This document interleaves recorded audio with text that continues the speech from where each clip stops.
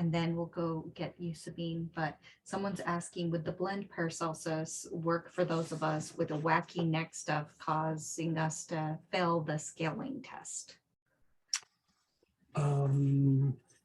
Actually, you know what I would probably do there is, I mean, it might. I'm not saying that it wouldn't. I mean, things that you could throw at it are possibly that. Possibly the digestive calm rubbed on the abdomen and a bit on the chest, but then also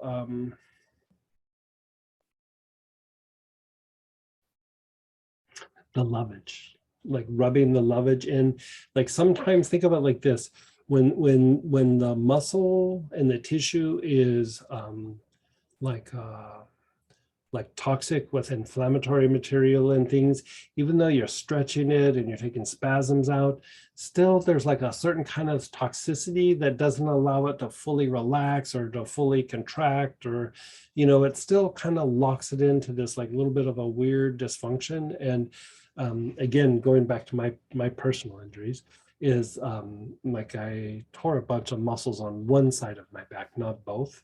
And so I have this like weird muscle imbalance that then is compensated for like with the hip.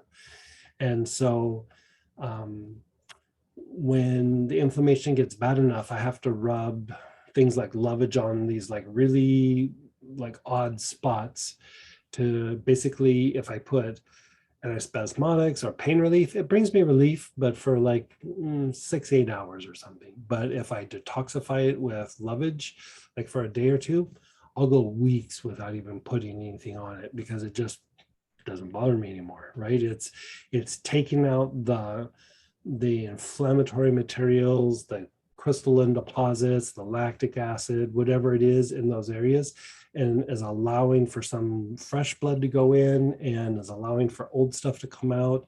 It's not as toxic.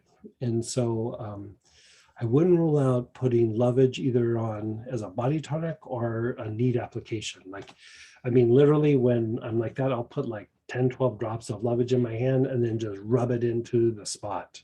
I mean, neat, like I go for it. And then after that wave, I go through and treat it with a body tonic, and usually within an application or two, I'm feeling pretty okay. Yeah.